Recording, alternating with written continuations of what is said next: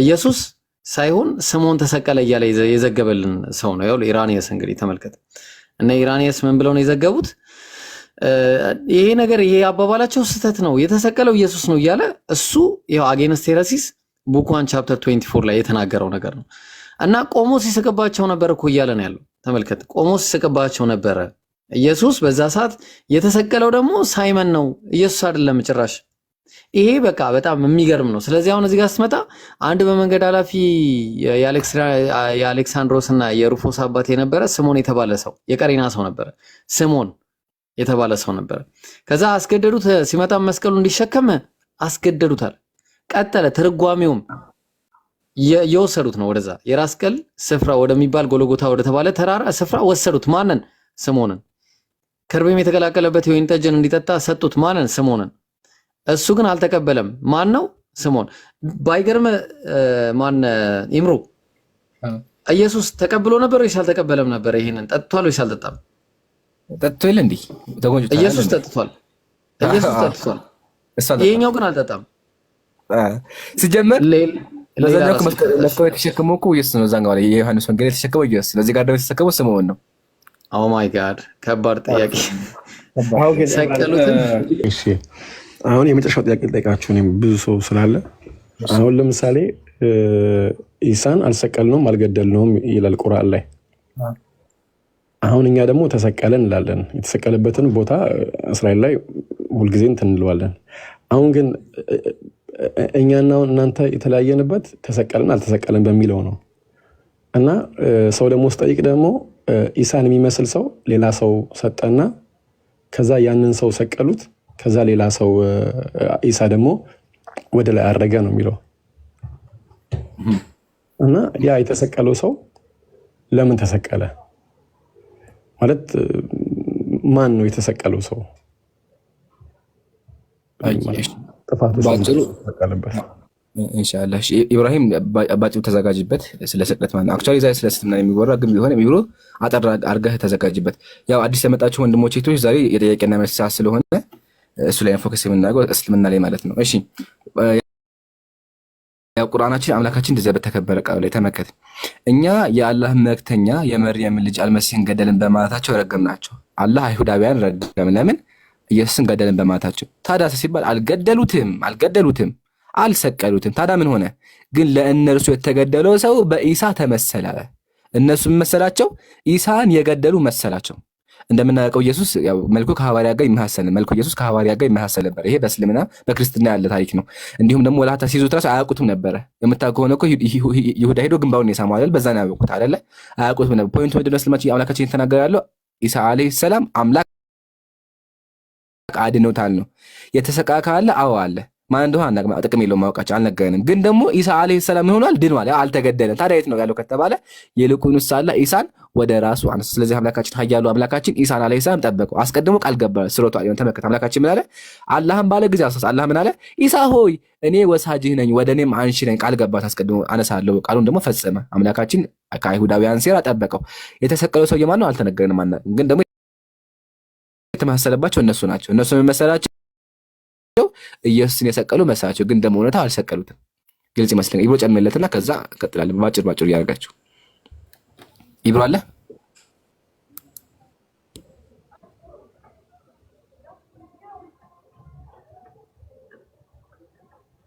ቀጥል። ሚውት ነው እያወራ ከሆነ ሚውት ነው።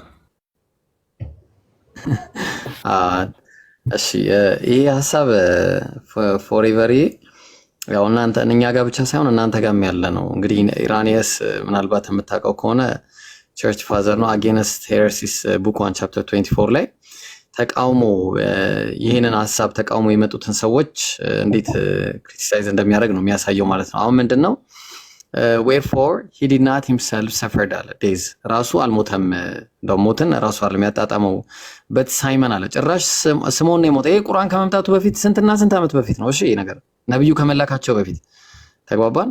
ከዛ ስምዖን ነው የሞተው አለ። a certain man of Cyrene የቆጵሮሱ ሳይመን የተባለው ማለት ነው being compelled bore the cross in his stead በኢየሱስ ፋንታ እሱ ነበር ተሸክሞ ሲሄድ የነበረው so that this later being transfigured by him ከዛ በኋላ በሱ መለወጡ ነው የሚያሳየው that he might be told ምን አለ to be Jesus was crucified through ignorance and error አለ ማኔ። ስለዚህ በስህተት ባለማወቅ ማንን ሰቀለ? ማንን ወሰዱት? በኢየሱስ ፋንታ የቆጵሮሱን ሳይመንን ወሰዱት እያለ ነው፣ ስምዖንን ማለት ነው። while Jesus himself received the form of ሳይመንን መሰላቸው አለ። and standing by ጭራሽ ቆሞ laughed at them ይስቅባቸው ነበረ፣ በእነሱ ይስቅባቸው ነበረ። ስለዚህ በጣም የሚገርመው ነገር ይሄ ታሪክ ያለው የእናንተ ቁርአን ከመምጣቱ አስቀድሞ የነበረ ነገር ነው። ኢየሱስ ተሰቀለ አልተሰቀለም የሚለው በጣም ከባድ ነገር ነው። አሁን እሱን ላውራ ካልን ጊዜም አይበቃንም። ባይብሉ ማን እንደጻፈው ስለማይታወቅ ብቻ ኢየሱስ እንዳልተሰቀለ ልነግርህ እፈልጋለሁ። ኢምሮ በቃ ይበቃኛል።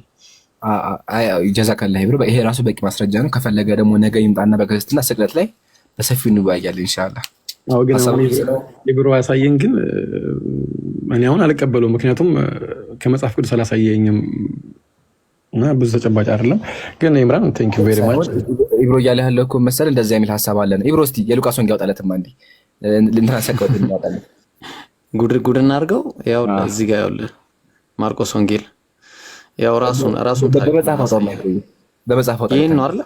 ኦኬ መጽሐፍ እናውጣ። እሺ አዎ ሙሉ ጥቅሱን እየወብዬ ነው ከመጽሐፍ ቅዱስ ትንሽ አንድ አወዛጋቢ ሐሳብ ከዚህ የቤት ስራ ተወስዷል። ያው ግን አክቹአሊ ዛሬ እስልምና ላይ ብቻ ቢሆንም ያንተን መጽሐፍ እናሳየ ብዬ ነው። የቤት ስራው ሰር በጣም ትረጋግጣለህ ራሱ። እሺ ከፍ አዳስ ጀምረኝ ብሎኝ ከፍ ብለን እንጀምር። ከፍ ብለን እንጀምር። ከቁጥር እስቲ አንድ ካሜራውን በትክክል ያዘው። በቃ እንደሱ። እሺ እንደዚህ ይላል። አንድ የመንገድ ኃላፊ የእስክንድሮስ የሩፈስ አባት ስምዖን የተባለ የቀሬና ሰው ከገጠር ሲመጣ መስቀሉን ይሸከም ዘንድ አስገደዱት። መስቀል ሲሸከመው ማን ነው? ሲሞን። እሺ ትርጓሜውም የራስ ቅል ስፍራ ወደሚሆን ጎልጎታ ወደተባለ ስፍራ ወሰድ። የተወሰደው ማን ነው? ሲሞን። እሺ ከርቤም የተቀላቀለበት የወይን ጠጅ እንዲጠጣ ሰጡት። እርሱ ሲሰቀሉት ይላል። የተሰቀለው ማን ነው?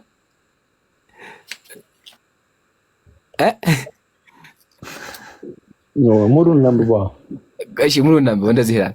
አንድ መንገድ ኃላፊ የእስክንድሮስ የሩፋስ አባት ስምዖን የተባለ የቀሬና ሰው ከገጠር ሲመጣ መስቀሉን ይሸከም ዘንድ አስገደዱት። መስቀሉን የተሸከመው ማለት ድገምልኝ አንዴ። ኢየሱስ ክርስቶስን ያገዘው ሲሞና ይባላል። እዚህ ጋር በአውዱ አሁን የማር በአውዱ መሰረት በሉቃስ ወንጌል መሰረት በማርቆስ ወንጌል መሰረት ማን የተሸከመው? አዎ ግን ይሄኛው መጽሐፍ ቅዱስ ነው። መጽሐፍ ቅዱስ ማርቆስ ወንጌል መጽሐፍ ወንጌል እግዚአብሔር ወንጌል ሃሌሉያ ወንጌል የራሱ ዋናው ወንጌል ማርቆስ 15 ስንት ነው? እስክሪንሾት እያደረኩት ነው። ቁጥር 20 ጀምሮ አየህ አይደለ? ስምዖን ተሰቀለ ይላል መጽሐፍ ቅዱስ። ከዛ አሁን በደንብ ይኝማ። ከዛ መስቀሉን ይሸከም ዘንድ አስገደዱት። ትርጓሜውም ወደ ራስ ቅል ስፍራ ወደሚሆን ጎልጎታ ወሰዱት። የተወሰደው ማን ነው? በአውዱ መሰረት ጠብቀህ ሂድ። አውዱ ስምዖን። ከዛ ከርቤ የተቀላቀለበት የወይን ጠጅ እንዲጠጣ ሰጡት። እርሱን ግን ሰቀሉት አለ። እሱ ግን አልተቀበለም። ከዛ በኋላ ሰቀሉትም አለ። አየህ አይደለ? እሱ ግን አልተቀበለም፣ ሰቀሉትም። ልብሱንም ማን እንደሚወስደው ዕጣ ተጣጣሉ ይላል። 15 ጀምሮ ባነበው ደስ ይለኛል። እሺ 15 ችግር የለም አድርግለት። 15 ችግር የለውም። በወደ ሰፊነት አድርግለት ይብሮ ችግር የለውም። እሺ አንብበው አንተ ራስህ። እሺ ጲላጦስም የሕዝቡን ፈቃድ ሊያደርግ ወዶ በርባንን ፈታላቸው። ኢየሱስንም ገርፎ እንዲሰቀል አሳልፎ ሰጠ። ወታደሮቹም አንዴ ቆይ፣ ይቅርታ ማንን ፈታላቸው ነው ያለው? በርባንን። በርባን ስሙ ማን ነበር ታውቀዋለህ? የበርባንን ስም ኢየሱስ መሆኑን ታውቃለህ? የበርባን ስም ይሄ ራሱ አወዛጋቢ እኮ ነው። ሌላ ራስ ምታት እኮ በርባን ወንበዴ የነበረ ሰው ነበር እኮ። ኢየሱስ ነው ስሙ ኢየሱስ ነው። ላሳይ መረጃ። እሺ አሳይ መረጃ። እሺ አለ ይሄ ላውጣልህ ብሎ አለኝ በቀለ ወገን። እሺ ከዚህ ስንጀምር ስማቸው ራሱ ያጀማል ትወዛገባላችሁ። ስማቸው ራሱ ኢየሱስ ነበር። እሱ ራሱ ሁለት ኢየሱሶች ነበር የነበሩት። ተመልከት፣ ይኸው ማቴዎስ ወንጌል ምዕራፍ 27 ቁጥር 17 ላይ አያ ግሪክኛው ላይ ማለት ነው ምን ይላል? Whom will you that I shall release to you? Jesus በርባስ አለ። ጂሰስ በርባን ነች። እቺ ያው ኑ ነች። እቺ በርባን ነው ተብሎ የሚነበበው እና ጂሰስ በርባስ ኦር ጂሰስ who is called the Christ? ስንት ጂሰስ አለ እዚህ ጋር? አንዚያ ሁለት ይላል።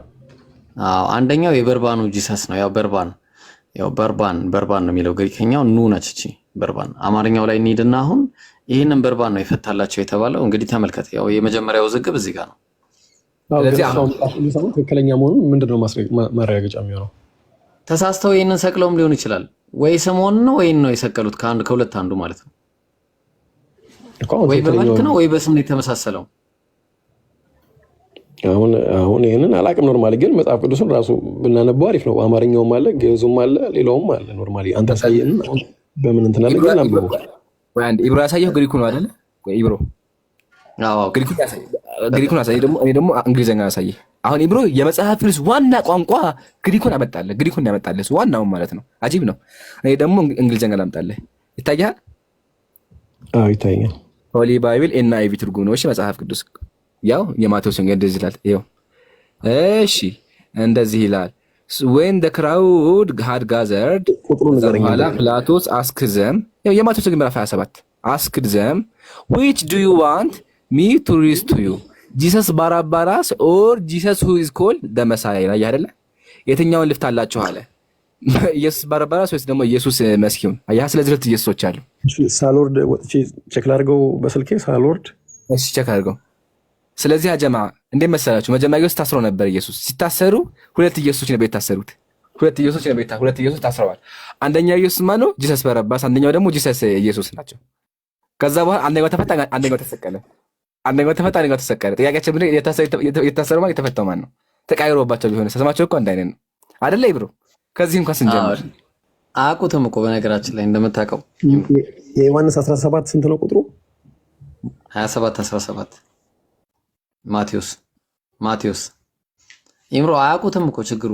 በዛ ላይ ደግሞ አስበው ስሙን አያውቁት፣ መልኩን አያውቁት። እንዴ ታዲያ እንዴት ነው? አሁን እዚህ ጋር ኢየሱስ በስም አንዱን ኢየሱስ አምጦ ሲባል ኢየሱስን አንዱን ይዞ ሊመጣ ይችላል። በርባን ነው የተሰቀለው ሊሆን ይችላል። ምን እናውቃለን?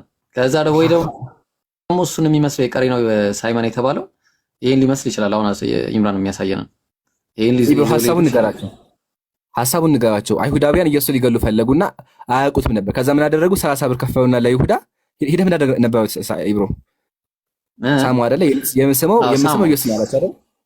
ሳሙ አንደኛው የትኛውን እንቀበል ሲጀመር? አንደኛው ሳሙ ነው፣ ሌላኛው ሳሙ አይልም። ሌላኛው አንተ ደግሞ አጋጨህ። ደግሞ ግጭትን ሳይሆን ግን አጋጨህ። ገና ሌላ ራስ ምታት ብቻ ነው። በቃ ስቅለት የለም እንደውም በቃ ስለዚህ አያውቁትም በመልክ ራሱ አያውቁትም በመልክ ሲቀጥል ስማቸው ራሱ ይመሳሰላል። ስምዖን ተሰቀለ የሚል ጥቅስ አለ እና ውዝግብ ያ ነው። ይምጣና እንቀጥላለን። እስከዛ ይብሮ ቀጥል። እሺ አይ በቃ አሁን እኮ እሺ ፎሬቨር መጣ አይቻለሁ። ትክክል ነው። አንደኛው ባራምባራስ በርባን ነው ወይ በርባስ ሲሆን የግሪክኛውን እንትን ሊወስድ ይችላል። እሺ ችግር የለውም። እሺ ከዛ እናንብበው እንትን ነው ያሳያኝ። እሺ አሁን እሱን እናንብበው። ኢምሩ ክፈትልህ በዛው እንትኑ ማለት ነው። አይ ማርቆስ 15 አንተ ክፈተው። ቆይ አንዴ። እሺ አሁን ቃል በቃል እየፈታ ይምጣ። ይመጣል። እሺ ቀጥል ፎሪቨር። ጲላጦስም የሕዝቡን ፈቃድ ሊያደርግ ወዶ በርባንን ፈታላቸው። ኢየሱስንም ገርፎ እንዲሰቀል አሳልፎ ሰጠ።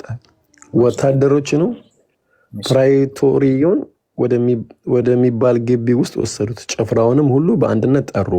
ቀይ ልብስም አለበሱት። በእሾህ አክሊልም ጎንጉነው ደፉበት። የአይሁድ ንጉሥ ሆይ ሰላም ላንተ ይሁን እያለ እጅ ይነሱት ጀመር።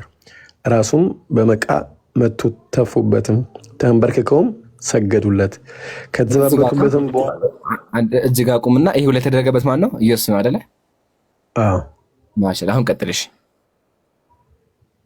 ከተዘባበቱበትም በኋላ ቀዩን ልብስ ገፈፈች፣ ልብሱንም አለበሱት፣ ሊሰቅሉትም ወሰዱት። አንድ መንገድ አላፊ የአሌክሳንድሮስ የሩፋስ አባት ስምዖን የተባለ የቀርና ሰው ከገጠር ሲመጣ መስቀሉን ይሸከም ዘንድ አስገደዱት። እዚህ ጋር አቁም። አንድ እዚህ ጋር ማን የተሸከመ መስቀሉ? አዎ ግን ኢብራኑ እንደዚህ እንትን ካረግ ነው መስቀል የተሸከመው ማን ነው? ስምዖን። እሺ ቀጥል። አሁን ትርጓሜውም የራስ ቅል ስፍራ ወደሚሆን ጎልጎታ ወደ ተባለ ስፍራ ወሰዱት። የወሰዱት ማን ነው? ሲሞንም ኢየሱስንም። ስምዖን በአውዱ መሰል ስምዖን፣ በአውዱ መሰል ስምዖን ብራዘር። ኢየሱስ ወሰዱት ካለ ጨረሰን እኮ። ስለ ስምዖን እያወራ ያለው ስምዖን ወሰዱት ነው የሚለው። ቀጥል። አሁን ኢየሱስ ዛሬ ተመለሰ። ስለ ኢየሱስ መዘጋሁ ከላይ ስለ ኢየሱስ አያወራም። ስለ ስምዖን እየተወራ ያለው እኮ ብራዘር። አው ግን አገዘው እኮ የሚል የለም እንጂ አገዘው የሚል እዚህ ጋር አለ። አይ መስቀሉን ይሸከም ዘንድ አስገደዱት ይላል እኮ። አስገደዱት ነው አገዘው አይልማ። የተሸከመው ማን ነው? ስምዖን የተሸከመው መስቀሉን ኢየሱስ ተሸከመው ግን ቀጥል። አሁን እሺ ትርጓሜውም የራስ ቅል ስፍራ ወደሚሆን ጎልጎታ ወደ ተባለ ስፍራ ወሰዱት። ከርቤም የተቀላቀለበትን የወይን ጠጅ እንዲጠጣ ሰጡት። እርሱ ግን አልተቀበለውም። ሰቀሉትም። ልብሱንም ማን እንዲወስድ ዕጣ ተጣጥለው ተካፈሉ። ሰቀሉት አይደለ? ተጣጥለው ተካፈሉ። በሰቀሉትም ጊዜ የተሰቀለው ማን ነው? አንዴ የተሰቀለው ማን ነው? አያህ ችግሩ። አው ግን ኢምራን እዚህ ጋር ሲሞን ተሰቀለ የለም እኮ። ሲሞን ሊያግዘው ነው እነሱ ሊያግዘው አይደለም። ቆይ ኢብሮ ሐሳብ እሺ ልቀጥል። ይሄን እርግጠኛ የምትሆንበት ምን መሰለ እንትናዬ ፎሪቨርዬ እንትና ኢየሱስ ከመምጣቱ በፊት ማን ነው ይቅርታ ነብዩ መሐመድ ከመምጣታቸው በፊት ሰለላሁ ዐለይሂ ወሰለም ያኔ የነበሩ ሰዎች ያኔ በቸርች ፋዘርስ ዘመን ማለት ነው ያኔ በቃ በሶስተኛውና በሁለተኛው ክፍለ ዘመን አጋማሽ አካባቢ ላይ የነበሩ ሰዎች ራሱ ምን እያሉ ያምኑ ነበረ? የአጌነስ ሄረሲስ ሲጽፈው ምንድነው ያለው? በቃ የሆነ ሰው በስምዖን ማን ኢየሱስ ሳይሆን ስምዖን ተሰቀለ እያለ የዘገበልን ሰው ነው። ያው ኢራኒየስ እንግዲህ ተመልከተ እና ኢራኒየስ ምን ብለው ነው የዘገቡት? ይሄ ነገር ይሄ አባባላቸው ስህተት ነው፣ የተሰቀለው ኢየሱስ ነው እያለ እሱ ያው አጌነስ ሄረሲስ ቡክ 1 ቻፕተር 24 ላይ የተናገረው ነገር ነው። እና ቆሞስ ሲስቅባቸው ነበር እኮ እያለ ነው ያለው። ተመልከተ ቆሞስ ሲስቅባቸው ነበረ።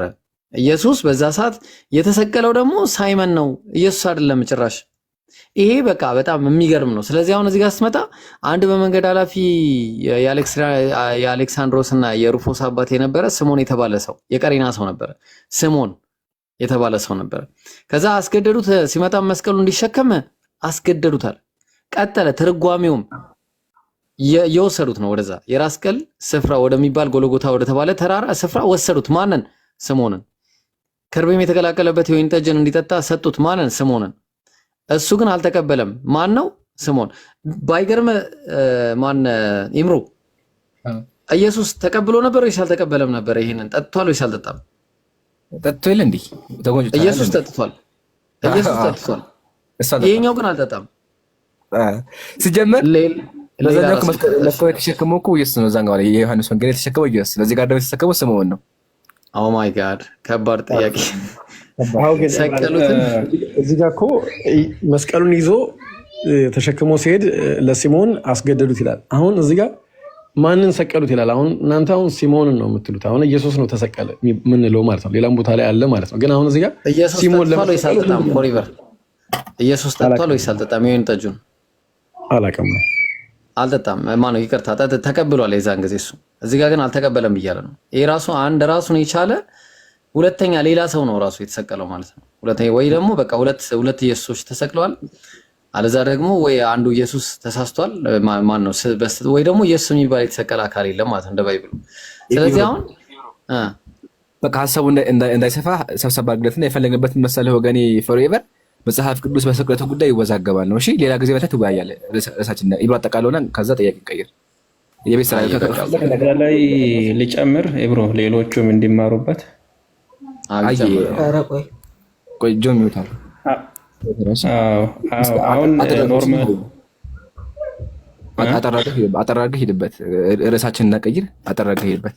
መርሃ አይ በዚህ ዙሪያ አልቀይርም። ያው ምንድነው በሂስቶሪካሊ ኢየሱስ ክርስቶስ አልተሰቀለም አልሞተም የሚሉ ሰዎች ነበሩ።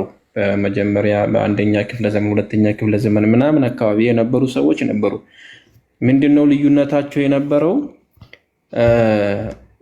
ማለት እንዴት አገላለጻቸው ነው የተለያየ ነበረው። ለምሳሌ ምንድነው ባሲሊዳስን ብንወስድ ለምሳሌ ባሲሊዳስ ኢየሱስ እንዳልተሰቀለና በሱ ቦታ የስምዖን የተባለ ሰው እንደተሰቀለ ያስቀምጣል። በበርናባስ የተባለውን ብንወስድ እሱ ደግሞ የሚያስቀምጠው ምንድነው አስቆርቱ ይሁዳ የተባለ ኢየሱስን አሳልፎ ሰጥ የተባለው ሰውዬ እንደተሰቀለ በሱ ቦታ ይናገራል። ማርኪዮናይቶች ደግሞ እነሱም ደግሞ በራሳቸው መንገድ አንድ የሮማ ወታደር እንደተሰቀለ ነው እነሱ ደግሞ ማርኪዮናይቶችን የሚያምኑት ማለት ነው። ኤቦናይቶችን ብንወስድ ኤቦናይት ደግሞ ሳይሰቀል እንዲሁ ወደ ሰማይ እንዳረገ ይናገራሉ ያምናሉ። በተመሳሳይ ደረጃ ደግሞ ናዝራውያን የሚባሉትም በተመሳሳይ ወደ ሰማይ እንዳረገና እንዳልተሰቀለ ያምናሉ።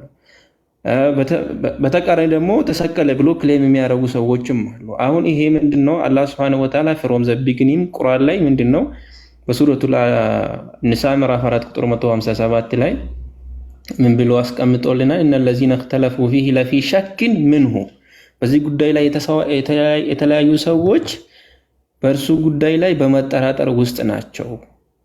ማለሁም ቢሂ ሚን ዒልሚን የተረጋገጠ ነገር የላቸው ኢላ ኢትባዕ ዘን ጥርጣሬን ከመከተል ያለፈ ነገር ግን እውነታው ምንድነው ብሎ አላህ Subhanahu Wa Ta'ala ሲያስቀምጥልን ምን አለ? ወማ ቀተሉሁ የቂና በርግጥም አልገደሉትም ብሎ እውነታውን አስቀመጠ። ብዙ መረጃዎችን ማቅረብ ይቻላል። አሁን ቅድም ካቀረባችሁት በተጨማሪ ምናልባት በኋላ ላይ ጊዜ እንዳልወስድባችሁ ነው እንጂ ጭራሽ አልሰቀልም ኢየሱስ ተሰቀለ ጎልጎልታ የተባለ ቦታ ላይ አልሰቀልም ብሎ በግልጽ እንዳስቀመጠ የሚያሳዩ መረጃዎች አሉ። እሱን በኋላ ከተጠየቁ ማቅረብ ይችላለሁ እና ይሄ ነው ያለው ነገር። ምንድነው ምናልባት ሊሉ የሚችሉ ነገሮች እነዚህ የሚጠቅሷቸው ሰዎች እኮ ባስሊደስ፣ በርናባስ፣ ማርኪዮናይቶች፣ ኢቦናይት፣ ናዝራውያን የሚባሉ ሰዎች ሄሬቲክስ ናቸው፣ መናፊቅ ናቸው ሊሉ ይችላሉ። ሄሬቲክስ የሚባለው ወርድ ሂስቶሪካሊ ስታንዳርድ የሆነ ዲፊኒሽን የለውም። ሄሬቲክስ ማለት ምን ማለት ነው? አንዱ አንዱን የሚወነጅልበት ቃል ነው የነበረው። እነዚህ ሰዎች አሁን የጠቀስናቸው ሰዎችም በተቃራኒ ተሰቅለዋል ምናምን በሱ ስቅለት ድነናል ያሉ ሰዎችን ሄሬቲክስ ብሎ ነው የሚጠሩት። እነዛም ደግሞ እነዚህን ሄሬቲክስ ነው ብሎ ነው የሚጠሯቸው። ስለዚህ እርስ በእርስ የተፈራረጁበት ቃል ነው እንጂ ስታንዳርድ ዲፊኒሽን የለውም ሄሬሲ ማለት ነው። ከዛ ውጭ በመጨረሻ ደግሞ ፖለቲካል ሰፖርት እና ስልጣን ላይ ያሉ ሰዎች የፓጋን ሰፖርት ያለው አይዲያ አሸናፊ ሆኖ በዚህ ደረጃ ለዚህ ዘመን ተላልፎ ደርሷል ማለት ነው። ከዚህ አንግል አንፃር እንዲተረዳው ነው። ብዙ መረጃዎችን ማቅረብ ይቻላል ባይዘው እና ቀጥሉ። ጀዛከላሁ ይስበር በቂ ይመስለኛል። ፎሬቨር ሌላ ጥያቄ ያለው ወገናችን? ቴንክ ዩ ይምራን። ብዙ እንትን እንዳልይዝብህ ሌላ ጊዜ እመጣለሁ። ቴንክ ዩ እናመሰግናለን። ለስነ ስርዓትህን አላህ ሂዳያ ይስጥህ፣ አላህ ያበርታህ። እሺ ዱዓ እናደርግልሃለን። መልካም ለስነ ስርዓትህን እናመሰግናለን። እናንተ አይቶ ያብዛልን። መልካም ምሽት። እሺ ያው የጀማዓተል ኸይር የዛሬ ፕሮግራማችን እንደምታውቁት እስልምና አይጠይቁን የሚል ስለሆነ ጥያቄ ያላችሁ ክርስቲያን ወገኖቻችን እንዲሁም ሙስሊም ወንድሞች ቤታችን ክፍት ነው እየገባችሁ ጥያቄያችሁን አቅርቡ። ሞዴሬተሮች አስገቡ፣ ኮሜንት ማኔጅ አድርጉ። ሙስሊም ወንድሞቼ ደግሞ ትምህርቱን አዳምጡ፣ ይጠቅማችኋል። እንዲሁም ደግሞ ታብታብ ማድረግ አትርሱ፣ ሰው ጋር እንዲሰራጭ ማለት ኮፒ ሊንክ ማድረጉ። ኦኬ ነጃት፣ ሰላም አለይኩም ነጃት። እሺ ታች ላግሽ ከይቅርታ ጋር እህቴ። እሺ ወገናችን ሚኪ ሰላም ብያለሁ። እየገባ ነው ገና። እሺ ገስት ያሉ ክርስቲያኖችን በሙሉ አስገባቸው። መጀመሪያ ለክርስቲያን ቀጥሎ ደግሞ ለሙስሊሞች። እሺ ወገናችን ሚኪ ሰላም ብያለሁ። ይሰማል? ይሰማል። ሰላም ነው። ሰላሙን አላመን ተብያል ሁዳ። ጥያቄ ያለው ወገናችን? አዎ ጥያቄ ነበር። ጥያቄህን አቅርብ፣ ክፍት ነው ቤታችን። እሺ ቁርአን የተጻፈው በነብዩ መሐመድ አይደለም አይደል? ነብዩ ሰለላሁ ዐለይሂ ወሰለም መጻፍ ማንበብ የማይችሉ አስተላላፊ ናቸው። ካለ የሰሙትን ቃል በቃ ያስተላልፋሉ በቃላቸው። ኦኬ ሰዎች ናቸው የጻፉት ማለት ነው። ሰዎች ናቸው ሱሐቦች። ኦኬ ነብዩ መሐመድ ሲጽፉት በምን አወቁ እነኛ ቢሳሳቱስ? ሌላ ያላሉትን ቢጽፉስ?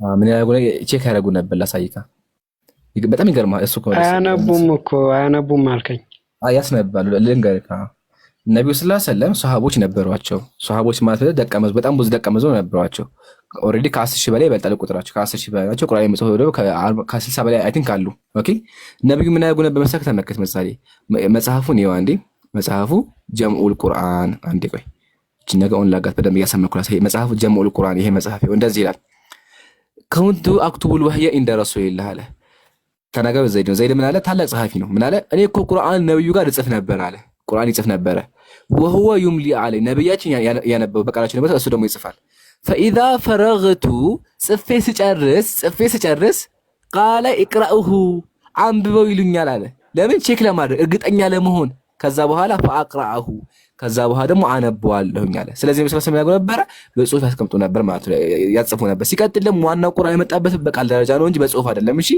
ጽሁፍ ሁለተኛ ነው እንጂ መጀመሪያው በቃል ደረጃ ነው ነብዩ ምን ያደርጉ ነበር መሰለህ ቁርአንን ቃል በቃል ከጅብሪል ይሰማሉ ከዛ በቃላቸው ይይዛሉ በቃላቸው ከያዙ በኋላ ምን ያደርጋሉ ለሱሐቦቻቸው ሪድዋኑላሂ ዐለይሂም ስማቸውን እየጠሩ ያስተምሯቸው በቃል ያስተምሯቸው ነበር ስለዚህ ዋና ቁርአን የተሰበሰበው በቃል ደረጃ ነው ማለት በጽሁፍም ግን ተቀምጧል ሐሳቡ የሚያነበው ምሳሌ አሳስቶ ቢያነብስ ምን ማስረጃ ብዙ ናቸው እንደዛ እንዳይሆን ደግሞ እንዴት መሰለክ ከ10,000 በላይ ሱሐቦች አሉ መቼም አንደኛው ቢሳስ 10,000 ይሳሳታሉ እንዴ 10,000 ሰው ይሳሳታል አስበከዋል እንኳን 5 ሰው ራሱ ያሳሳተም እኮ ብራዘር 10,000 ሱሐቦች ማለት ቁርአን የተማሩ በጣም ብዙ ሱሐቦች ነው ያሉት ከሺህ በላይ ናቸው ሱሐቦች ቁርአን የተማሩት ኦኬ ጸሐፊዎቹ እና ማን ናቸው ጸሐፊዎቹ ከ60 በላይ ይሆናሉ ስማቸው ልንገርህ ኦኬ ከ60 በላይ ከሆኑ ምሳሌ ሙሉ ቁርአንን የጻፉት ነው ወይስ እንዴት ነው አረ በጣም ብዙ ናቸው ሙሉ ቁርአን የጻፉማ አይሻ አለች ኡበይ አለ እብነ መስዑድ አለ ዘይድ አለ አቡበከር አለ ዑስማን አለ አሊ አለ ራውዝ ቢላ በጣም ብዙ ናቸው እኮ በጣም ብዙ ናቸው ሱሐቦች ሪድዋኑላሂ ዐለይሂም ያለ ሰላም ነው በጣም ብዙ ናቸው ቁጥር አጨረሳችሁ ማስረጃው ዞሮ ላለመሳሳቱ ማስረጃው እዛው ጋር ሰው ነው ማለት ነው ሰው ሳይሆን ብራዘር ቁርአን ልዩ የሚያደርገው መሰለህ አንዴ ሚውት አድርጉ ቁርአን ልዩ የሚያደርገው መሰለህ ነብዩ መጀመሪያ ቁርአን በቃቸው ይዛሉ ብያለሁ ቀጥሎ ቢናደርጉ ነበር መሰለህ ቃል በቃል ለሱሐቦቻቸው ያስተምራሉ ብዙ ሱሐቦች ናቸው አንደኛው ቢሳሳት ሁሉም ይሳሳታችሁም እንግዲህ 10,000 አስበው 10,000 ሱሐቦች አለ እንደው ከ10,000ዎች እንኳን 1,000 ቢሳሳት 9,000 ይቀር ያለ አይደለ ስለዚህ ቁርአን በጣም እርግጠኛ ኦኬ ማስረጃ አስተኝሽ ማስረጃ አስተይለስ ለየትኛው 10,000 ሱሐቦችን ኢምሩ አንዴ ሚኪ ይኸውልህ ምን መሰለህ ሁሉም ነገር አንደኛ አንዴ እኔ እንደሚመስለኝ ነገር ልንገርህ ሁሉም ነገር ማስረጃ አይፈልግም አንዳንድ ነገሮችን በሎጂክ የምትወስዳቸው አሉ አሁን ሁሉም ሰዎች አንድ አይነት ነገር ጻፉ ማለት ሁሉም ሲሳሳታል ማለት አይደለም ይህ እኮ እንደዚህ ካልክ እኮ የመጽሐፍ ቅዱስን እንትንነትንም የመጽሐፍ ቅዱስ ኮንሲስተንቲንም እንትን ልትል ነው ማለት ነው ይሄ እኔ ከመጽሐፍ ቅዱስ ጋር አይደለም እኮ አይደለም ለማለት ፈለኩ ገብቷል የመጣውልህ ገብቷል ያልኩ ገብቷል መጽሐፍ ቅዱስ ትክክል ነው ወይስ አይደለም የሚለው ራሱ የምናውቀው ብዙ ሰው ተመሳሳይ ነገር በማለቱ ነው ብዙ ሰው ተመሳሳይ ነገር በማለቱ ነው መጽሐፍ ቅዱስ ትክክለኛ መሆኑን የምናውቀው ማለት ነው ስለዚህ ቁርአኑንም ቢሆን የጻፉ ሰዎች እዛ ጋር ያሉት ሁሉም ማለት ነገር ከጻፉ ትክክል የመሆን እድል አለው ነው የሚልከሱ ስለዚህ ይሄን ጥያቄ እሱ የጠየቀውን ጥያቄ ሪፍሬስ አደረግልህ ምን መሰለህ የኔ ደግሞ ጥያቄ እሱ አንዴ ጆን አንዴ ሙታግና አቡል ቡኻሪ ተቀጣለሽ ብራዘር አቡል ቡኻሪ አንድ ቃል ብቻ ራፉ በለኝ መልሱን ልንገረው ሰሃቦች ቢዋሹ ሲያልከውን አላህ ሰሃቦች እንደሚዋሹ መስክሯል ችግር የለም አላህ መስክሯል አትጨነቅ ቁርአንን አላህ እንደሚጠብቀው ቃል ገብቷል አላህ በተከበረው ቃሉ ላይ ኢና ነህኑ ነዘልና الذክረ ወኢና ለሁ ለሐፊዙን አንተ መሐመድ ሰለላሁ ዐለይሂ ወሰለም ሲነበብለት ሐታ ነብይ ሰለላሁ ዐለይሂ ወሰለም ጅብሪል ሲያነብላቸው እሳቸው ይጠፋኛል ብለው ሰግተው ቶሎ አፋቸውን ያንቀሳቀሱ ነበር ላ تحرك به لسانك لتعجل به ይሄንን ይዛለው ብለህ ፍጥን አትበል እኛ ቀልብህ ላይ እንድትሸመድደው ማድረግ የኛ ስራ ነው አብሽር ለዚህ ጉዳይ አያሳስብህ ይላቸው ነበር አላህ Subhanahu Wa Ta'ala አላህ ነው ራሱ ጠብቀዋለሁ አይጠፋም አይበረዝም አይደለዝም ያለው አላህ ነው ቀጥሎ ደግሞ ለሰሃባዎች ምስክርነት ከፈለክ አላህ Subhanahu Wa Ta'ala ራሱ ምን ብሏል ሰሃቦችን አስመልክቶ በተለይ የቁርአን አንቀጾች ላይ ረዲየላሁ ዐንሁም ወረዱ ዐንሁ ይላል አላህ እነሱ የሚሰሩትን መልካም ስራ ሁሉ ወዷል ጀነትንም ለነሱ አዘጋጅቶላቸዋል እያለ ሁሉም ሰሃባዎች በጥቅሉ ቃላቸውን የሚሞሉና ውሸታም እንዳልሆነ አላህ ረጋግጧል። ለዚህም ነው ለነብዩ ሰለላሁ ዐለይሂ ወሰለም ባልደረባነትም አላህ የመረጣቸው። እነሱ እንደማይሳሳቱ 100% እርግጠኛ ነን። አላህ ራሱ መስክሮላቸዋል። አላህ ደግሞ ቁርአን እንደሚጠብቅ ራሱ ቃል ገብቷል። ስለዚህ ምንም የሚያጠራጥረን ነገር የለም። አላህ ራሱ ይሄንን ቁርአን እንዲጠብቁ አድርጎ አስቀምጧቸዋል። ለዚህም ነው በተለያየ ቁርአን አንቀጾች ላይ ለምሳሌ ሱረቱል ሐሽር ላይ والذين جاءوا من بعدهم يقولون ربنا اغفر لنا ብሎ ولإخواننا الذين سبقونا አላህ ያወድሳቸዋል። حتى የሚመጣው ትውልድ ሁሉ ለነዚህ አካላቶች ዱዓ እንዲያደርግላቸውና ታማኝና የሚናገሩት ነገር ሁሉ ተቀባይነት እንዳላቸው ቁርአን ላይ አላህ አስቀምጧል። ስለዚህ ሐሳብ አይግባ፣ አብሽር፣ እውነትን እንጂ አይናገሩም። አላህ ራሱ ነው የሚጠብቀው። ይሄ ነው ባጭሩ። በምን አወቃችሁ ይላል ሚኪ ነገር ሚኪ አንዴ አቡል ቡኻሪ ጀዛከላሁ ኸይር ጀዛ። በቃ ዘግተዋል። ግን ጥያቄው ምንድን ነበር? የሰሃቦችን ቁጥር አሳየን ያለው። እሱን ጥያቄ መልሰን ተቀጥላለህ። ያው ቃለ አቡ ዙራ ተናገው ተመከት ቁቢደ ረሱላህ የአላህ መልክተኛ ወደ አኺራ ሄዱ። ከዛ አን 1014 ሚን ሰሃባ አለ 14000 ሰሃቦች ነበሩ አለ። ስንት ናቸው? 14000 ሰሃቦች። አየህ አይደለ? ስንት ናቸው? ብራዘር ድገመው እስቲ ድገመው። ስንት ናቸው ሚኪ? ኦኬ እነኚህ ሁሉ ታዲያ ማስረጃ ናቸው ቁርአን ትክክል ለመሆኑ? አለመሳሳቱ አብዛኛው እንጂ ከነዚህ አብዛኛው ቁርአንን በቃላቸው ይዘዋል። እምሩዬ ይቅርታ አድርግልኝና ይሄ ልጅ ግን ብዙም በሚሆን ሰው አይደለም። ከዚህ በፊት አይቼዋለሁ እና አስቸጋሪ ሰው ነው። ለእንትን ሳይሆን ያዳርቃል። ቆይ እኔ እኮ ጥያቄ ነው ምን ያናድዳል? ይቀርብ ይሻላል ማለት ሌላ ሰው እንትን በል ማለት እንትን ያሾፋል ምናምን። ወላሂ ብዙ ጊዜ ስለገጠመ ነው። ወሂድም ባለበት ኡስታዝም ባለበትም ትዝ ይለኛል እና ተው ብዙም ከጆን ጋር ብትቀጥል ይሻላል። ወላሂ እምሬ ነው። ስለማውቀው ነው። አቡል ቡኻሪ የመሰለ ሀቢብ ነው። ኮሜንት ላይ ደግሞ የሚጽፈው ነገር በጣም ይደብራል፣ ያደርቃል። ስለማውቀው ነው። ኧረ ተረጋጋ ወንድሜ። ኦኬ አይ ልጁን እኔም አውቀዋለሁ አክቹዋሊ። ግን እንደዚህ ሀገር በእውቀት እንትን የምናገው ለመሰላችሁ ጀማዓተል ኸይር እስልምናችሁ መልስ እንዳለው ያልገባህ አለ። ከዛ ያልገባህ ጥቂት ነው ይወርዳል። ያልገባህ አለ እስካሁን ላይ ጆን ተቀጣጣይ። ኦኬ እሺ፣ ለምንድን ነው እነሱ እንዲጽፉ ያላረጋቸው አለ? ጥሩ ጥያቄ። የእስካሁን ተመልሶልሃል? የእስካሁን ተመልሶልሃል? በቃ እናመሰግናለን። በአስተምሮቱ ደረጃ ተመልሶልኛል። በቃ እናመሰግናለን። ስለዚህ እስካሁን ተመልሶ አሁን ደግሞ ጥያቄው ምንድነው? ነብዩ መጀመሪያ አልሐምዱሊላህ አያችሁ ሙስሊም ወንድሞቼ እስልምና መልስ እንዳለው በተሳዳቢ እንኳን አሳምነን አልሐምዱሊላህ። ጥያቄ መጨረሻ ጥያቄ ደግሞ ምንድነው? ነብዩ ለምን መጻፍ አልቻሉም ነው። ቁርአን ራሱ ይመልስ። አቡል ቡኻሪ መልስለት። ቁርአን ራሱ አስቀምጦታል እኮ አቡል ቡኻሪ። ነብዩል ኡምይ ናቸው። ነብዩ ሰለላሁ ዐለይሂ ወሰለም ሲጀመር አላህ ሲናገር ዩሰቢሑ ሊላሂ ማ ፊስ ሰማዋቲ ወማ ፊል አርድ ወለዚ ብሎ አላህ አስቀመጠና ምንድነው ያለው? ነብዩል ኡምይ ነው ያላቸው። ነብዩ ሰለላሁ ዐለይሂ ወሰለም አይጽፉም አያነቡም ሲጀመር አስለን ማለት ነው። ይሄ መጻፍና አለማንበብ መጻፍ አለመቻልና አለማንበብ ለእያንዳንዳችን ክብር አይደለም፣ ውርደት ነው። ለነብዩ ሰለላሁ ዐለይሂ ወሰለም ግን ሙዕጂዛ ነው ወይም የሳቸው ትልቅ የሆነ ተአምር ነው። ለምን ካላችሁ የማይጽፉ የማያነቡ የሆኑ ነብይን አላህ Subhanahu Wa Ta'ala ይሄን ተአምራዊ የሆነ የወደፊቱን የሚተነብይ እጅግ ረቂቅ የሆነ ቃልን አሸክሞታል። ከሌላ ቦታ አይተው ጽፈውት ነው እንዳይሉ መጻፍ አይችሉም። እንዲሁም ደግሞ ይሄንን ነገር ከሌላ ሰው ከመጽሐፍ አገላብጠው አይተው ነው ወይ ገልብጠውት ነው እንዳይል መጻፍ አይችሉም። እንዲሁም ደግሞ አንብበውት ነው እንዳይል አያነቡም። ይህ የነብዩ ሰለላሁ ዐለይሂ ወሰለም ተአምር ነው። ለዚህም ነው አላህ Subhanahu Wa Ta'ala ባህሪያቸው ጭምር የነብዩ ሰለላሁ ዐለይሂ ወሰለም ባህሪ በተውራትና በእንጂል ላይ ሳይቀር እንደማይጽፉና እንደማያነቡ ነገር ግን እጅግ ከባድ የሆነን የአላህ Subhanahu Wa Ta'ala ቃል የሚያነቡ ነብይ እንደሚመጡ አላህ Subhanahu Wa Ta'ala ተናግሯል። እና ይሄ ለነብዩ ሰለላሁ ዐለይሂ ወሰለም ክብር ነው እና ነብዩል ኡምይ መሆናቸውን አላህ Subhanahu Wa Ta'ala በኩራት ነው የሚጠራው።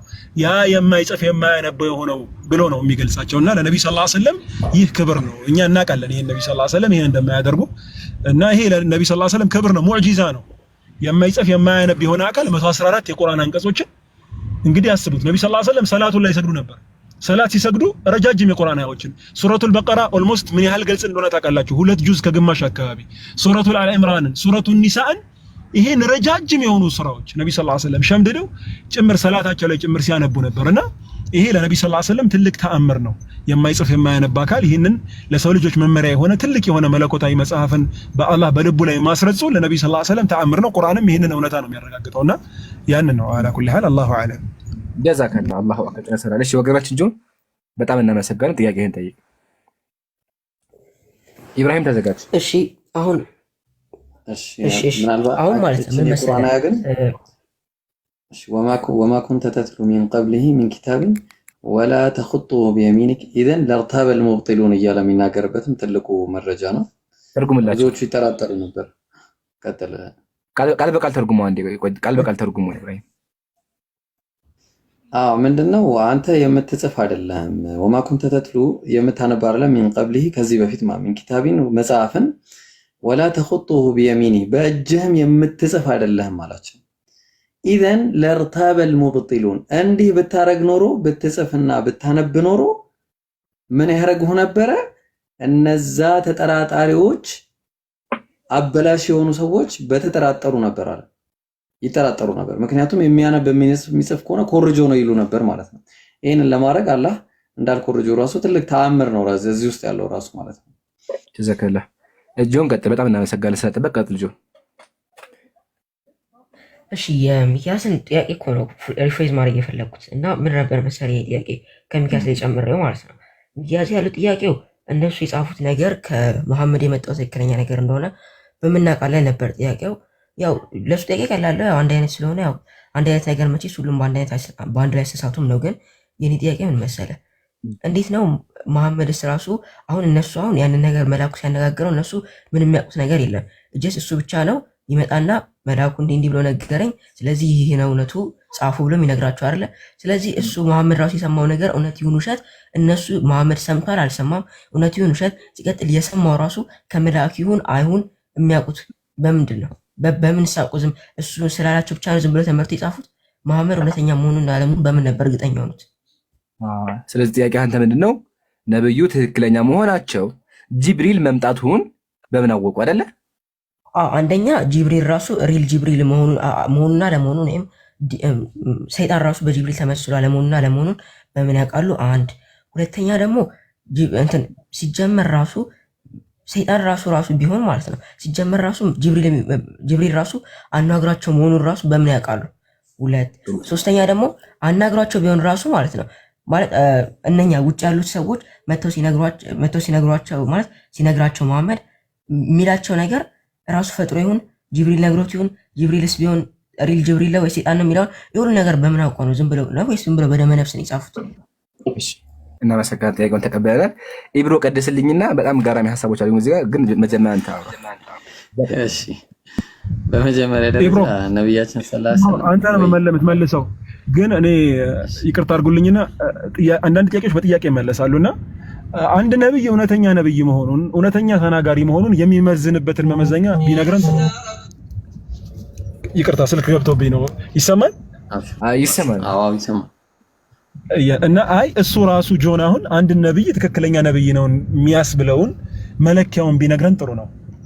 ምንድነው? ለምሳሌ አሁን አንድ ነብይ በተለያየ ለምሳሌ ክርስቲያን ከሆነ ይህ ሰው በክርስቲያን ላይ የተለያዩ ነብያቶች ተገልጠዋል ወይም ነብያቶች መጥተዋል አስተምረዋል እና የነዚያን ነብያቶች ትክክለኛነት የሚመዝንበትን ነገር እውነት ጅብሪል መጥቷቸው ነው አይደለም የሚለውን ነገር በምን እንዳወቀና መለኪያው ምን እንደሆነ ቢያስቀምጥልን መልካም ይመስላል። ጥያቄው ጥሩ ጥያቄ እንደው እግዚአብሔር ይስጥ። ይኸውልህ አንደኛው እኔ ካራክተሪስቲክ ነው ዋነኛው ብዬ የማስበው የሚያስተምሩት ነገር ቫዮለንስ እና ሃራስመንት መሆን የለበትም።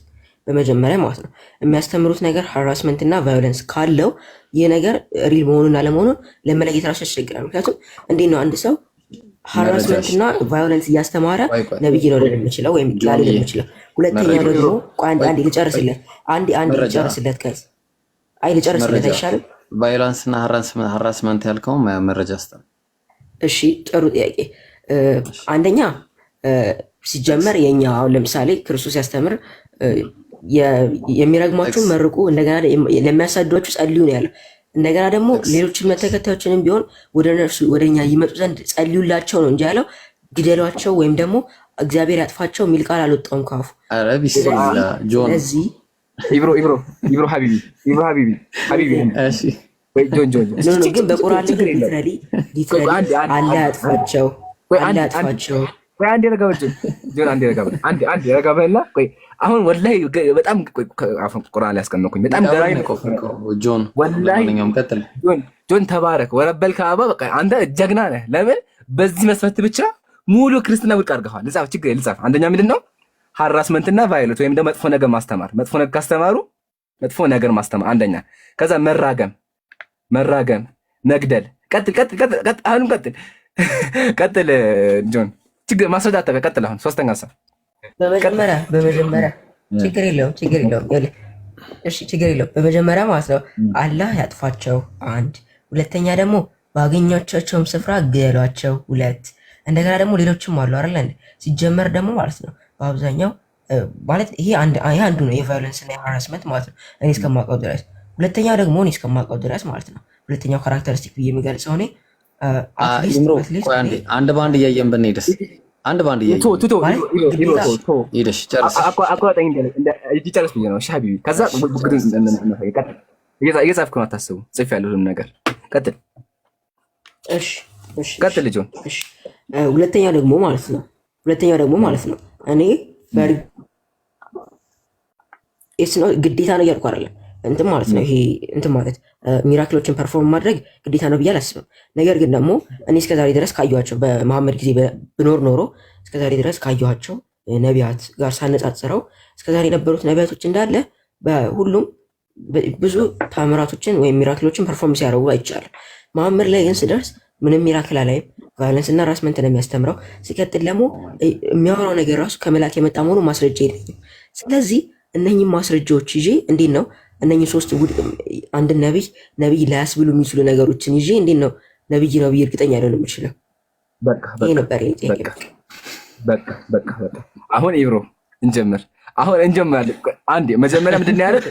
አንዴ መጥፎ ነገር የሚያስተምር ነው ያለው ነብዩ። መጥፎ ነገር ሲባል ምንድን ነው ያለው? አንደኛ መራገም። ስለዚህ አንድ ነብይ የሚራገም ከሆነ ትክክለኛ አይደለም። ኢብሮ ጀምረው አሁን። ስለዚህ መራገም አንድ ነብይ የሚራገም ከሆነ ነብይ አይደለም። አሳየን። እሺ አሁን ነብይ መራገም ማለት ለምሳሌ አሁን ይሄ መልእክት የማን መልእክት ነው ተብሎ ነው የሚቀበሉት? ኢምሩ ይሄ መልእክት የማን መልእክት ነው? ዮሐንስ ላይ መልእክቱ ያው ኢየሱስ ነው ብሎ ነው የሚናገሩት። እሺ ጥሩ። በነገራችን ላይ እንመጣለን ወደ ዋናው ደግሞ ያው እንዴት እንደሚራገም ነው። እሺ ዳሩ ግን የሚፈሩና የሚያምኑ የርኩሳን ነፍሰ ገዳዮች የሴሰኞችንና የሻስተማለት የጣዖትንም እያለ ቀጣይ የሚያመልኩት የሐሰተኞችን ሁሉ እሺ እድላቸው በዲንና በእሳት የሚቃጠል ባህር ነው፣ ይኸውም ሁለተኛው ሞት ነው አለ። እሺ ጥሩ። አሁን እዚህ ጋር እንደዚህ አይነት ህዝቦች ምን የሚያደርጉ ናቸው? እርኩሳን ምናምን የተባሉ ሰዎች በዲንና በእሳት በሚቃጠል ባህር ነው አለ። እሺ አሁን ጥሩ። አሁን እኔ እንደውም በዋነኝነት ይሄን ለመጥቀስ ነበር ነው። ቆይ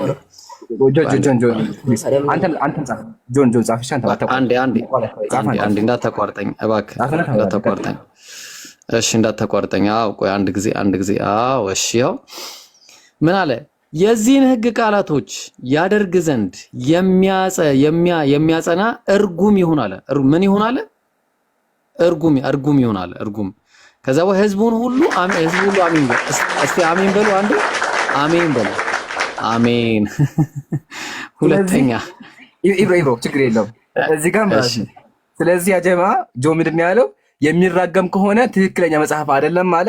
በመጽሐፍ መሰረት ደግሞ መጽሐፉ ይራገማል። ስለዚህ መጽሐፍ ውስጥ ትክክለኛ አይደለም እና አንደኛ ፖይንት። ቀጥል ኢብሮ። እሺ እዛው ደግሞ ጆ ድል ሰጣለን በኋላ ተቋል ደቂቃ አለ በኋላ ቀጥል።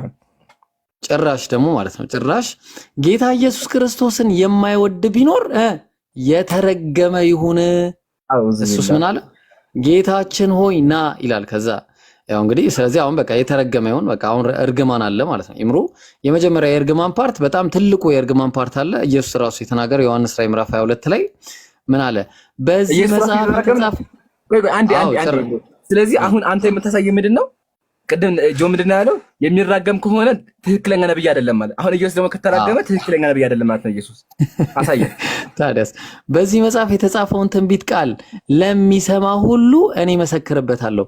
ማንም በዚህ ላይ አንዳች ቢጨምር እግዚአብሔር በዚህ መጽሐፍት የተጻፉትን መቅሰፍቶች ይጨምርበታል። መቅሰፍት። እሺ ስለዚህ ማንም በዚህ ትንቢት መጽሐፍ ከተጻፉት ቃላቶች አንዳች ቢያጎል በዚህ መጽሐፍት ከተጻፉት ከህይወት ዛፍና ከቅጠሊቱም ከተማ እግዚአብሔር እድሉን ያጎልበታል። ስለዚህ መቅሰፍት እያለ ሰዎችን ይራገማል ማለት ነው ኢየሱስ ማለት ነው። ስለዚህ ያው በዮሐንስ በኩል ሲናገር የነበረው በመልአኩ በኩል ኢየሱስ ነው ብላችሁ ነው የምታምኑት። ስለዚህ ኢየሱስ ተናገረ ማለት ነው። ያው ኢየሱስ ይራገማል። ስለዚህ በአጭሩ ብዙ አሉ። ይምሩ ሁለተኛውን ፖይንት ደግሞ ሄድበት፣ ሶስተኛው ፖይንት ላይ እንሄዳለን ኢንሻአላህ። ስለዚህ ወገናችን ጆን እርግማን ያልከው መስፈርት አያስኬድህም። ለምን መራገም አንድ ነቢይ ትክክለኛ አያደርግም? በጣም እናመሰግናለን። መጽሐፍ ቅዱስን እንጥለዋለን። ግን በእስልምና ያለውን እንገር። በእስልምናችን አስተምሩ አይሁዳውያን ክርስቲያኖች፣ ምሳሌ አይሁዳውያን ለምን ተረገሙ? አይሁዳውያን ለምን ተረገሙ? ማርያምን ተሳደቡ። አላህ ጻድቃ ሲል ሰደቧት ማርያምን። ኢየሱስን ገደልን አሉ። ነቢያትን ገደሉ። ነቢያትን በመግደላቸውና በመዋሸታቸው በማጭበርበራቸው በመካዳቸው የአላህ እርግማን በእነሱ ላይ ነው። አንደኛ እናንተ ደግሞ ተመከት እርግማችሁ ምን እንደሆነ። እናንተ ተረገሙ። ለምን ተረገማችሁ? አላህ ልጅን ያዘማል በማለታችሁ። አምላክ ሶስት ነው በማለታችሁ ተረገማችሁ። ተመከት ምን እንደሚል ራሱ አላህ ያጥፋቸው። ከእውነት እንዴት ይርቃሉ አለ። ከእውነት በመራቃችሁ የአላህ እርግማን በእናንተ ላይ ነው። ተረግማችኋል። ለምን? ከእውነት ስላራቃችሁ። እሺ ብራዘር አመሰግናለሁ። ቀጣይ ደግሞ ምንድን ነው ያለው? መግደል ቁርአን ያስተምራል አለ። ከሱ ልጀምር። ስለዚህ አንድ መጽሐፍ ግደሉ የሚል ከሆነ ያ ጀማ መጽሐፍ ቅዱስ አንድ መጽሐፍ ግደሉ የሚል ከሆነ ያ መጽሐፍ ምንድን ነው? የውሸት መጽሐፍ። በጣም አመሰግናለሁ። በጣም አመሰግናለሁ ጆንዬ። ተባረክ። አፉ በለኝ። እዚህ ጋር ልገባ ነው። ይሄ አሁን ላዕን የሚለው ነገር ማለት ነው። ቆይ አንዴ በተራ ታወራለህ ጆን። መልስ እንስጥና አንተም ጻፍ፣ ሐሳብ እንደራህ ጻፍ። በነገራችን ላይ ላዕን ማለት እሺ ልንገው ጆንዬ ብራዘር ሰዓት አለ። እሺ በኋላ አቋርጥ ታወራለህ፣ እንዳትረበሽ። እንደኛ ጻፍና ተካሄድ። በነገራችን ላይ እናንተ እኔን አንድ ሰው ነው የምትጠብቁት፣ እኔ እናንተን 3-4 ሰው ነው የምጠብቀው። ስለዚህ 3-4ታችሁ እስከምትጨርሱ እኔ 4 ተራ ስጠብቅ እናንተ አንድ ተራ ነው የምትጠብቁት። እንደዛ ከሆነ እኔ ተውኩት። ሐሳቤን ትቼዋለሁ። እኔ እየተማማርን እኔ ትቼዋለሁ። ተውኩት። ችግር የለውም ብቻ ሰጠረው። ጌታን ቀጥል፣ ችግር የለውም ብቻ ሰጠረው። በነገራችን ላይ ኢምሩ አማርኛ ጠባብ ስለሆነ እርግማን የሚለውን ቃል እንጠቀማለን እንጂ ላዕን ማለት ቃል በቃል ትርጉሙ ምንድነው ካልከኝ ከአላህ ረህመት ወይም ከአላህ እዝነት መራቅ ማለት ነው። ከአላህ እዝነት ርቀዋል እንደማለት ነው። በነገራችን ላይ ቃተለሁሙላህ ምናምን ሲባል አሁን ለምሳሌ ለዓነሁሙላህ አላህ ከራህመቱ አውጥቷቸዋል በንግግራቸው ምክንያት ነው። ቃል በቃል ትርጉሙ ይሄ ነው። በነገራችን ላይ ይሄንን ነው እርግማን ተብሎ የተጻፈው በነገራችን ላይ። ምክንያቱም ጌታ አምላክ አላህ Subhanahu Wa Ta'ala ከእዝነቱ እንዴት አያረቃቸውም? እሱ ላይ እየቀጠፉ እሱ ላይ እዝነቱን የሚሰጠው ለሚገባው ነው ለባሮቹ። እና ይሄ ስለሆነ ያንን ነው በነገራችን ላይ ይሄ ላዕን እያልን የምንገልጸው። እናንተ ጋር ግን ያለው አይደለም። ቃል በቃል ዶሜስቲክ ምንድነው በትክክል ማለት ነው። አብሶሉትሊ ነው እየተራገመ ያለው በነገራችን ላይ። ከታች አይቻለሁ እንግሊዝ አብሶሉትሊ ነው። አሁን እኛ ላዕን ለሚለው ቃል ተስተካካይ አማርኛ ቃል ስለሌለው ነው። አጠርድ ሚን ረሕመቲላህ ከአላህ እዝነት ርቀዋል፣ አላህ ከእዝነቱ አርቋቸዋል ነው ሲትሳፍ እና ይሄ ነው ለማለት ፈልጌ ነው። ቀጥል። ጀዛከላህ አቡል ቡኻሪ። ስለዚህ አንደኛ ፖይንት ይሄ መስለ በጣም አብራርተዋል። ወደ ሁለተኛ ፖይንት ልምጣለህ። ከክርስትና ጀምረህ ከእስልምና ደግሞ አብራለሁኝ። ምንድነው ያልከው? ያው ጽፌዋለሁኝ። ግድያን የሚያስተምር ከሆነ ቫዮለንስን የሚያስተምር ከሆነ ያ መጽሐፍ የአምላክ መጽሐፍ አይደለም ነው ያልከው። በጣም እናመሰግናለን። እሺ እንደዛ ከሆነ ያው ከመጽሐፍ ቅዱስ ያው እንደዚህ ይላል። አሁንም የእግዚአብሔርን ድምጽ ማለት ተናጋሪው እግዚአብሔር ነው። በደንብ እግዚአብሔር ነው። እንግዲህ በአንተ ነገር እግዚአብሔር ትክክለኛ አይደለም ማለት ተመልከት። እሺ የሰራዊት ጌታ እግዚአብሔር እንዲህ ይላል። ምን አለ እግዚአብሔር? አሁንም ሄደህ አማሌቅን ምታ፣ ያላቸውን ሁሉ ፈጽመህ አጥፋ፣ አትማራቸው። እሺ ምን ላድርጋቸው? እግዚአብሔር ምን ላድርጋቸው? እስቲ ወንዱን፣ ሴቱን፣ ብላቴናውን፣ ሕፃኑን፣ በሬውን፣ በጉን፣ ግመሉን፣ አህያውን ግደል። ያው ግደል ነው ሰማችሁ አይደል? ግደል ነው የሚለው አየህ። ስለዚህ ግድያ አንድ መጽሐፍ ትክክል አያደርግም ከሆነ ኖ እሱ ካስጨረስኩ በኋላ እኮ አንተ ጀመርክ። ኖ ይሄን ጨርሰህ ታወራለህ። ኖ ሐሳቡን ጨርሰህ እኮ ብራዘር። ከዛ አይ ቀጣይ ደግሞ ሌላ ሰው ይጀምራል ብዬ ማንም ሰው እንዳይጀምር ይዳዘን። ማንም አይገባም፣ ችግር የለውም። ኢብሮ በቃ በኋላ ታወራለህ ሀቢቢ። ስለዚህ ግድያ የምትል ከሆነ በቃ መጽሐፍ ጉድ ይዛል። ልጨምርልህ ደግሞ ምሳሌ መዝሙር ዳዊት ተመልከት፣ እንደዚህ ይላል። ባቢሎን ሆይ ኢምራን እረዷቸው የሚለውን አታምጣ ይቅርብህ። ኢምራን እረዷቸው የሚለውን አታምጣ ይቅርብህ። በጣም ምርጥ መልስ ነው ያለኝ። እሺ ተመለሰሽ። እሺ መልሱን እንሰማዋለን፣ ችግር የለም። መልሱን እንሰማዋለን። እሺ ተመልከት መዝሙር ዳዊት። ባቢሎን ሆይ አፍራሿ ባቢሎን በእኛ ላይ ያደረግሽብን የክፋት ብድራት ሁሉ በአንቺ ላይ የሚመለስብሽ የተባረከ ነው። ሕፃናቶችን ይዞ እያነሳ በአለት ላይ የሚፈጠፍጣቸው የተባረከ ነው። መጽሐፍ ቅዱስ ነው። ሕፃናቶችን ይዞ ያጀማ ድንጋይ ላይ የሚፈጠፍጣቸው የተመሰገነ ቃል በቃል ይሁት። ሕፃናቶችን ይዞ እያነሳ ድንጋይ ላይ የሚፈጠፍጣቸው የተመሰገነ መጽሐፍ ቅዱስ ነው። አያ ስለዚህ ግድያ የማስተምር ከሆነ መጽሐፍ ከአምላክ አይደል የምትል ከሆነ መጽሐፍ ቅዱስ ራሱ አያስኬድህም። እስልምና ያነሳው ልመልስልህ። እስልምና ምንድን ያመጣው አንተ ላውጣው በቃ እስልምና ልመልስልህ። እስልምና ከዚህ በኋላ ግን እኔ ሌላ ፖይንት ላይ እስልምና ልመልስልህ ነው ያልኩት። አንተ ያነሳውን እሺ ብራዘር እና በኋላ ወላሂ ላቋርጥ ተማዳምጣለሁ። እሺ አታስብ፣ ምንም እንዳይሰማ። ያመጣው ይሄ ነውና ዲያረጋይስ ተፈራረቃችሁ እኮ ኖ ማንም ነው ደግሞ እኮ ነው በጣም ኢየሱስን እኮ እንትን ስላስገባሁ እኮ ነው ወላሂ ደንግጫለሁኝ። እራስ መስፈርቶች እግዚአብሔርን በጉልቅ ያደረገው በጣም ደንግጬ ነው። ለዛ ነው። እሺ ለማንኛውም አሁን ካነሳ ሐሳብ ጀመር እንዲህ እንደሰለቸ ባቅ ኖሮ ወላሂ አንድ ቃል አላወራም ነበር። ለብቻችሁ ትጨርሱ ነበር። በነገራችን ላይ በቃ ችግር የለውም። አሁን እናነሳ። ይሄ ነው አንቀጹ ያመጣው ይሄ ነው ያመጣው ይሄ ነው። እንደዚህ ይላል። መሰልቸት እኮ ይለያያል። ይኸውልህ ምን መሰለህ፣ እኔ አንድ ሰው ነኝ፣ አራታችሁ ብትጠብቁ እኔ አንድ ሰው እስክጨርስ ነው። እኔ አንድ ሰው ግን የምጠብቀው አራታችሁ እስክጨርሱ፣ ሶስታችሁ እስክጨርሱ ነው። ገባህ? አንድ ሰው ሶስት ሰው ተራ ሲጠብቅና ሶስት ሰው አንድ ሰው ተራ ሲጠብቅ ይለያያል። ተረድቻለሁ ብራዘር። አቡል ቡኻሪም አላወራም። ተጠማራት አንድ አቡል ቡኻሪ አላወራም። ኢብራሂም አንድ ጊዜ ነው ያወራው። እኔ ነኝ እያወራሁ ያለው። ስለዚህ አሁን ላውራው ታወራለህ አንተ ወይስ እስም ላይ ነው? እኔ ልቀጥል። በቀጥል። እሺ ካስካረኛ እየመለስኩ ልሂድ። በቃ እሺ መልስ። እሺ ከዚህ ላይ በአብዛኛው ማለት ነው በአብዛኛው በመጀመሪያ ይኸውልህ አንደኛ መሐመድ ባገኛቸውን ቦታ ሁሉ ግደሏቸው ሲል ግደሏቸው ያለው ክርስቲያኖችን ነው። ክርስቲያኖች እኛ ሙስሊሞች ላይ የምንደርስ ሰዎች አልነበርንም። እኛ ሙስሊሞች ላይ ጦርነት የምናነሳ አልነበርንም። እኛም ግደሏቸው ያለው ከእውነት እንዴት ይርቃሉ ስላለ ነው አይደለ? ገብተዋል። ከእውነት ስለራቅን ነው ማለት እንደሱ ፐርስፔክቲቭ ከእውነት ስለራቅን አላህ ያጥፋቸው ግደሏቸው አለ አይደለ? እሺ ጥሩ ነው። ግን የአማሌቅን ሰዎች እግዚአብሔር ምታ ግደል ያለው ለምንድን ነው? አማሌቅ እስራኤልን በጣም እነሱን እንትን ይሏቸው ነበር፣ አቢዝ ያደርጓቸው ነበረ። በጣም እንትን ይሏቸው ነበረ፣ እንትን እነሱ ላይ በጣም ጦርነት ይከፍቱባቸው ነበር፣ እነሱን ያሰቃያቸው ነበር። ለዛም ነው ለአንዴና ለመጨረሻ ጊዜ እግዚአብሔር ለእነሱ ቅጣታቸውን ለመስጠት ስለፈለገ እነሱን ሂድና ምታ ብሎ ያዘዘው ፍትህ እንዲገኝ ነው በምድር። እግዚአብሔር ፍትህ አምላክ ነው ብለናል። ስለዚህ እነሱን አቢዝ ያደረጉበትን ፍትህ ያገኙ ዘንድ ነው እንደዛ ብሎ ያዘዘው። ገባህ? መሐመድ ግን እዚህ ጋር ክርስቲያኖችን ባገኛቸው ቦታ አጥፏቸው ያለው እኛ ምንም እናንተ ላይ የምንደርስ አይነት አልሆነን አልነበረም። ገባህ? የኛ ሲጀመር የሚረግሟችሁን በርቁ ነበር የሚለው። ሲቀጥል ደግሞ ሌሎች የተቀሩትን ደግሞ ማለት ነው ቀስ ብዬ ልምጣልህ።